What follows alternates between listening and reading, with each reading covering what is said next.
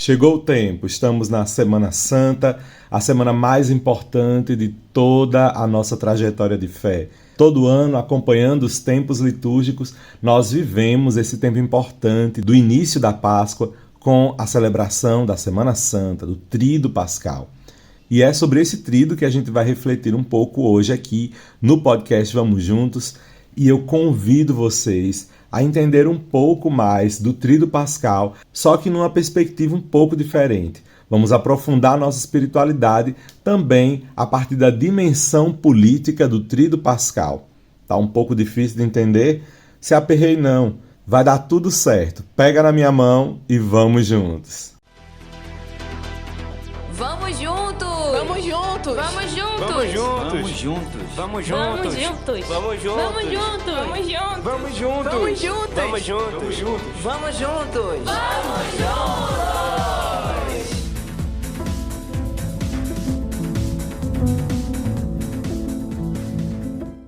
Sejam todos bem-vindos e bem-vindas a mais essa edição do podcast Vamos Juntos. Eu sou o Padre Neto e com muita alegria, mas uma alegria assim muito grande, quero acolher você e todas as pessoas que escutam o nosso podcast Vamos Juntos, já aqui na edição de número 97, para a gente poder refletir um pouco mais sobre o Tríduo Pascal, só que numa dimensão política.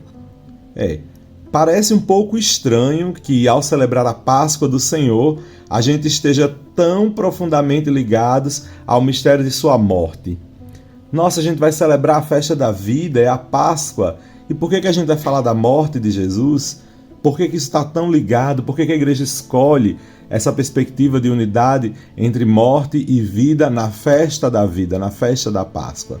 E a gente vai se inspirar num texto que eu li aqui no artigo, que é justamente o título desse podcast, Dimensão Política do Tríduo Pascal, do jornalista e teólogo José Lisboa Moreira de Oliveira. O texto vai servir para a gente de inspiração e eu desejo muito que você venha comigo e a gente caminhe juntos para entender um pouco mais sobre o Tríduo Pascal. Afinal de contas, estamos vivendo este tempo e ele, especificamente, é o momento mais fundamental da nossa fé. Então a gente precisa conhecer com certeza muito sobre isso. Estamos vivendo esse tempo da festa da Páscoa cristã. Desde o início da nossa fé, desde o comecinho das nossas primeiras comunidades, essa é a celebração do mistério da ressurreição de Jesus.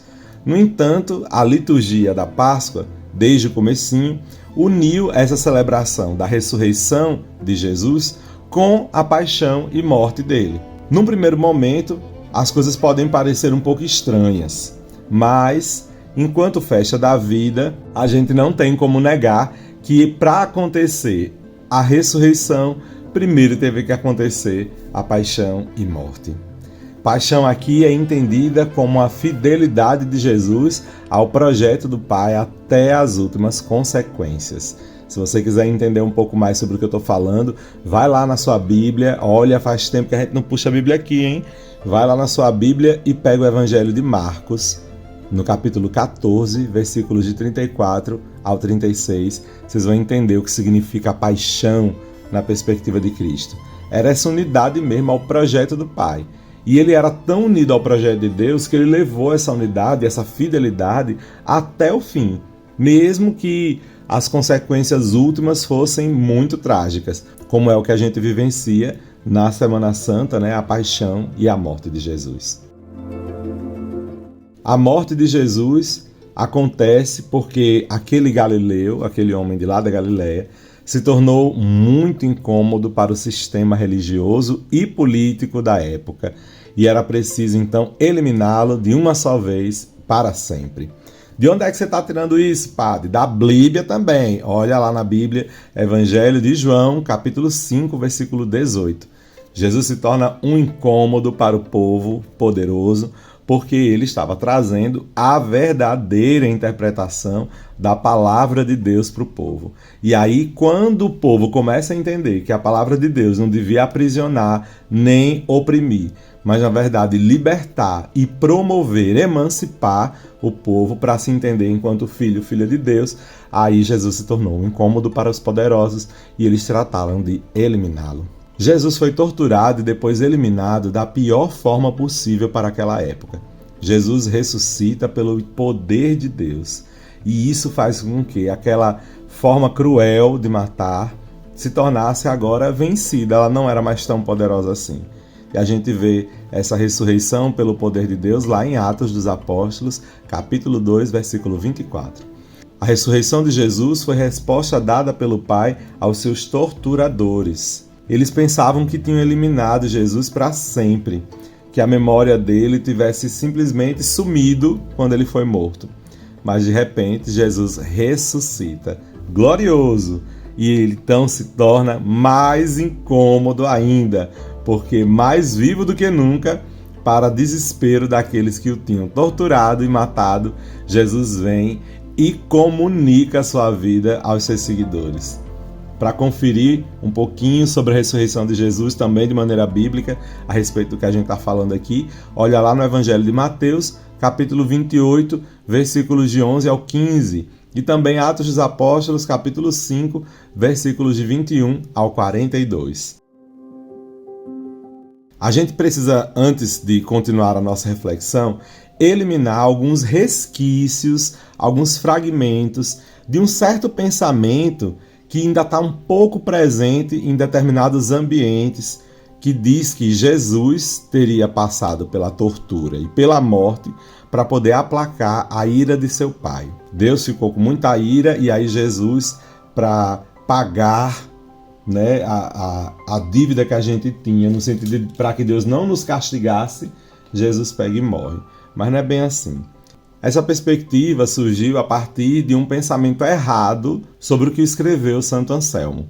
Santo Anselmo é um grande teólogo, antiquíssimo da nossa igreja, que merece todo o nosso respeito, mas ele não estava falando que Cristo morreu como uma vítima de expiação de um Deus que odiava aquele povo. Não é isso. Com a sua teoria, com a sua fala, com a sua explicação, Santo Anselmo quis afirmar que Jesus foi plena e absolutamente livre quando acolheu a decisão da parte do Pai de salvar o povo. O Filho decide ir até o fim e não recuar, mesmo diante da ameaça de morte que aparecia na frente dele. O Pai, então, decide acolher essa decisão de Jesus até as últimas consequências. Desse jeito, ele não interfere e não impõe a um filho um meio termo, um compromisso para salvar a própria pele, como às vezes costuma acontecer em certos pais quando seus filhos são ameaçados. Então, cabe aqui a gente ainda refletir um pouquinho. Tem aquele momento no Getsemane onde Jesus sente medo e diz: Pai, se for possível, afasta de mim esse cálice. Mas diante do silêncio de Deus, Jesus, se não fosse o nosso Senhor Jesus, podia ter corrido dali, fugido daquela situação, cedido então à tentação do inimigo e saído junto, porque Deus ia amparar Jesus, mesmo se ele negasse o projeto. Mas não é bem assim. Jesus, por ser quem é, todo amor e toda fidelidade, ele acolhe então até o fim o projeto da salvação. E para nos salvar, Jesus tinha que mostrar o quanto nos amava sem titubear. Mas aí a prova que foi imposta a Jesus, não por Deus, mas pela ganância e maldade daquelas pessoas que não quiseram acolher o Evangelho, mas que responderam ao Evangelho do amor com violência, foi a morte. E aí, diante disso, Deus também, por nos dar a liberdade e ter dado a liberdade a Jesus, acolheu então a opção de Jesus de seguir até o fim com as últimas consequências. Ele podia ter fugido, mas não fugiu, ele foi até o fim. A superação desse tipo de pensamento de que Jesus foi escolhido para ser vítima em nome da gente é fundamental para que a gente não fique entendendo errado e a gente não negue as nossas devidas responsabilidades. Muitas lideranças judaicas e também o Império Romano tiveram sim a sua responsabilidade na tortura e na morte de Jesus, como a gente vê relatado no Evangelho de João, capítulo 19, versículo 11. O que aconteceu não foi fruto de um acaso ou de um plano previamente estabelecido por Deus, no qual Jesus não pôde fugir e tinha que ser morto. O que aconteceu foi um conluio, foi uma armação entre o poder religioso e o poder político que acabavam predominando lá no tempo de Jesus, naquela região onde ele morava. O sistema religioso e o sistema político daquele tempo é que torturou Jesus e o matou. Mas isso não nos dá direito de ficar julgando e acusando todos os judeus até o tempo de hoje, porque não foram todos os judeus que assassinaram Jesus ou que o acusaram e que acabaram levando ele à morte. Não foi. Mas, infelizmente, por muitos séculos a nossa igreja acusou os judeus do presente de terem matado Jesus, de terem torturado Jesus. Isso é um erro muito, muito feio, né? Infelizmente, ainda alguns grupos religiosos que se dizem católicos fazem a mesma coisa, ficam acusando os judeus, falando mal deles, etc e tal, acusando eles pela morte de Jesus. Nada a ver, viu, minha gente? A gente não pode nem mesmo condenar todos os romanos daquela época, porque também não foram todos os romanos que quiseram a morte de Jesus. Mas a gente precisa deixar bem claro que a morte de Jesus não foi um desejo do Pai e do qual o Filho não teve como escapar. Dizer que tudo já estava previsto é a gente transformar a nossa fé num puro fatalismo, em um mero capricho de Deus, e isso seria um tremendo absurdo. A paixão, a morte e a ressurreição de Jesus inspiram muitas pessoas, homens e mulheres de todos os tempos. Essas pessoas, animadas pela fé em Cristo, assumiram com coragem o projeto de Jesus também até as últimas consequências.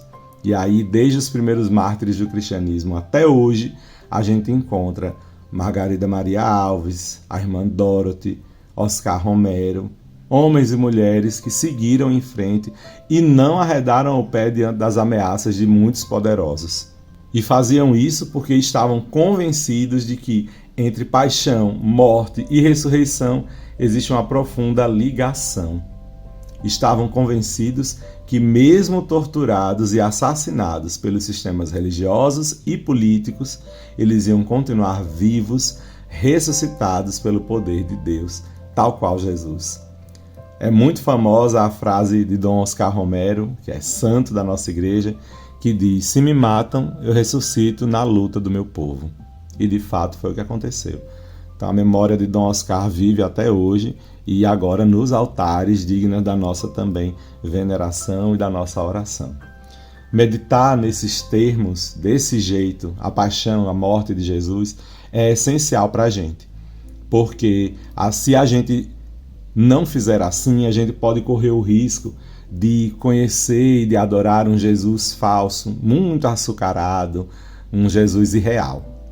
De fato, ainda hoje, não são poucas as pessoas e os movimentos da igreja nos quais Jesus é visto sem nenhuma conexão com a história, com os fatos que antecederam a Páscoa de Jesus. Isso leva a um cristianismo aguado, descomprometido com as verdadeiras causas, mas muito compromissado em oprimir os pobres, em afastar os grupos minoritários dentro da igreja, e não se torna desse jeito uma visão que possa nos ajudar a enxergar a realidade de maneira honesta e cheia de acolhida, cheia da verdade e da misericórdia de Deus.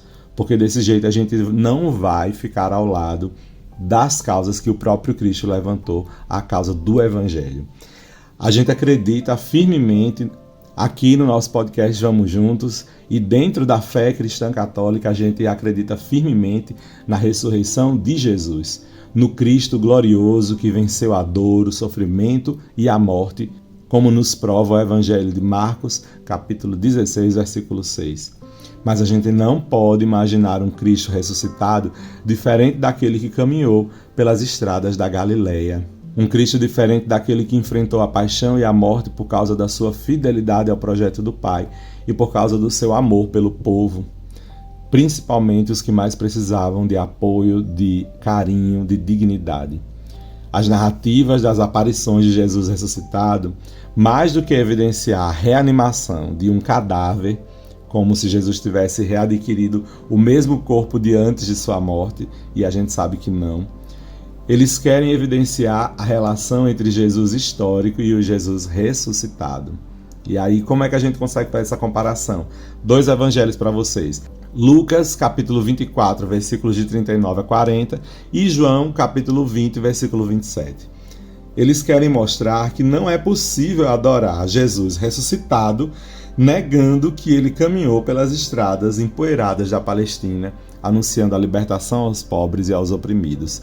O que quer dizer isso? Mostrando um outro jeito de encarar e de viver a vida, com mais amor, mais o que vocês estão chamando muito hoje em dia de empatia, que na minha concepção é muito compaixão mesmo, misericórdia, que é a prática mesmo do próprio Cristo. Nesse sentido, a gente deve dizer que o Tríduo Pascal possui uma dimensão política inegável. Celebrar o Tríduo Pascal é reconhecer que Jesus, de maneira decidida, por si mesmo, consciente e livre, tomou partido, escolhendo ser fiel ao projeto do Pai, do qual incluía uma paixão pelo povo, um anúncio de libertação e uma rejeição radical do projeto do Templo de Jerusalém, que tinha se corrompido, transformando a religião em apenas um mercado religioso.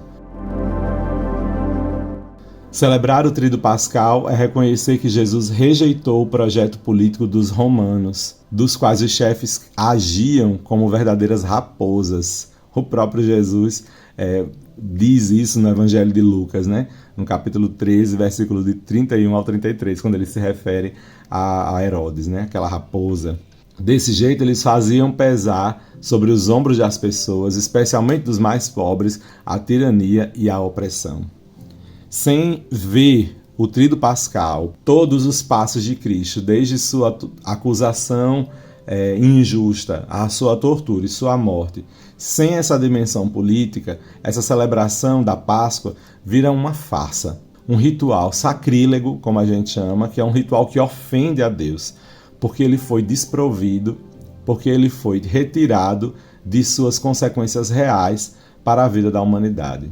Ainda hoje existem muitas pessoas que querem uma Semana Santa bem folclórica, com bastante emoção, choro diante de uma estátua de Nossa Senhora das Dores ou de um Senhor dos Passos, bem branquinho do olho azul, do sangue azul. Mas eles não querem uma Semana Santa que associe essas dores de Maria, mãe de Jesus, às dores de uma Cláudia Teixeira, por exemplo. Lembram dela?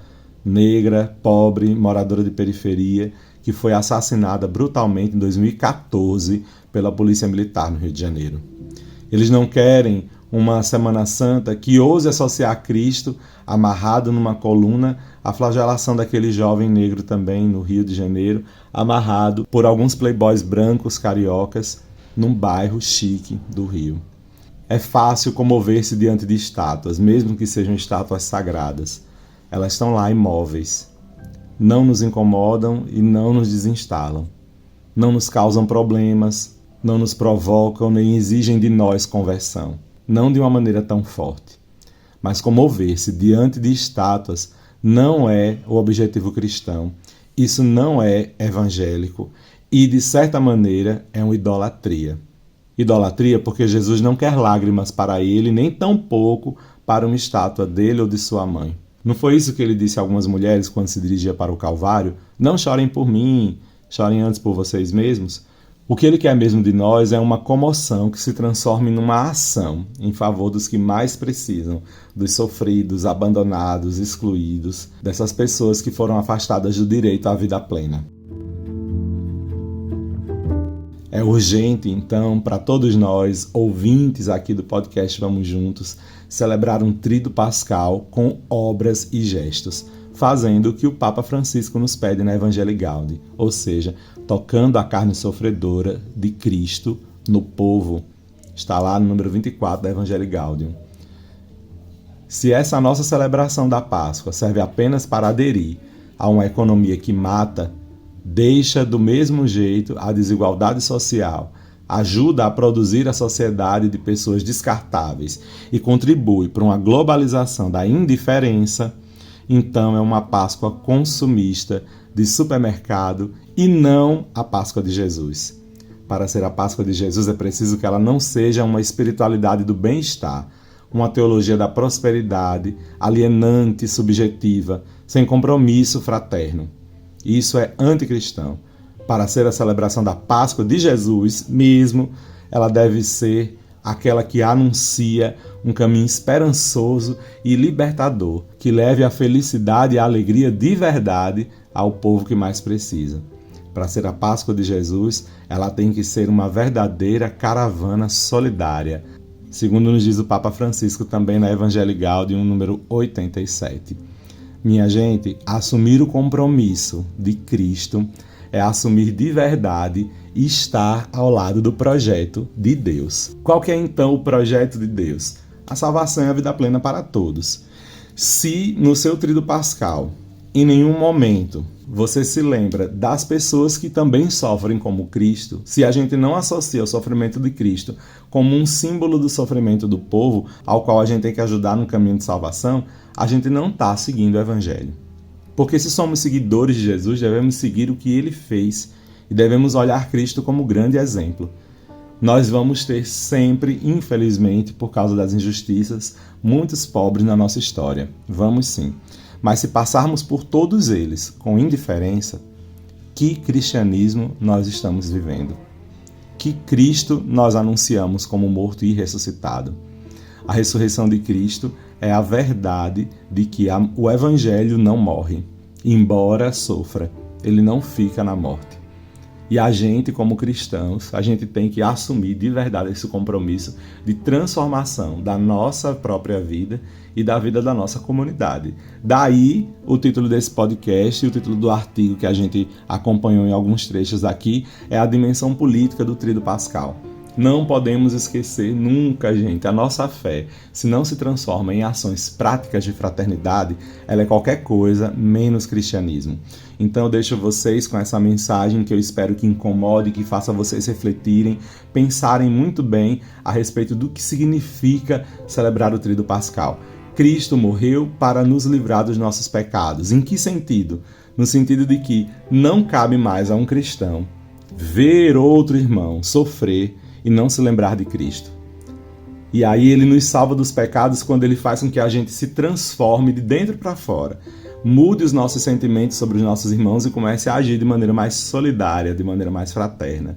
E aí, vocês topam começar a ter essa nova forma de pensar e de agir? Acho que isso vai fazer com que a gente veja, igual os discípulos de Emaús, Cristo ressuscitado, não numa imagem, não somente numa foto bonitinha, mas na ação dele vivo no meio de nós. Vamos acreditar mais e mais na ressurreição de Jesus quando a gente perceber que Cristo quer viver nos nossos irmãos que são condenados à morte de fome, à morte de vergonha, à morte da ignorância, do apagamento, da exclusão. Cristo nos convida a uma ressurreição. Vamos viver, então, junto com ele esses passos, acompanhando e sentindo compaixão dos nossos irmãos que sofrem e os ajudando a ressuscitar. Assim também nós ressuscitaremos para uma vida de conversão e de verdadeiro cristianismo que se prova e se mostra no amor fraterno. Fiquem com Deus, eu espero que vocês tenham uma semana santa, muito santa mesmo, e o início de Páscoa maravilhoso. Nos encontramos então no próximo episódio do podcast Vamos Juntos, e eu desejo a vocês um caminho lindo de conversão e de transformação. Acolho com muito carinho desde já os novos ouvintes, que a gente aumentou muito, graças a Deus, surpreendentemente, essa semana a gente aumentou muito de audiência e eu quero agradecer de coração a todo mundo que está acompanhando a gente. Sejam muito bem-vindos aqui a esse nosso podcast. A gente aqui é assim, aprofunda, caminha, vai até o fim junto com Jesus. Fiquem com Deus, Deus os abençoe em nome do Pai, do Filho e do Espírito Santo.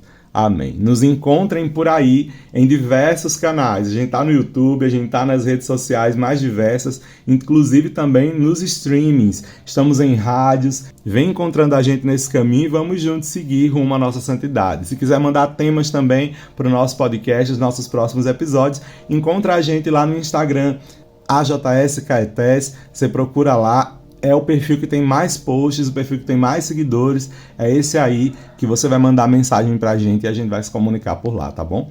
Pronto, já dei todos os recados que tinha de dar. Agora eu tenho que encerrar do jeito clássico de sempre. Feliz Páscoa e vamos juntos!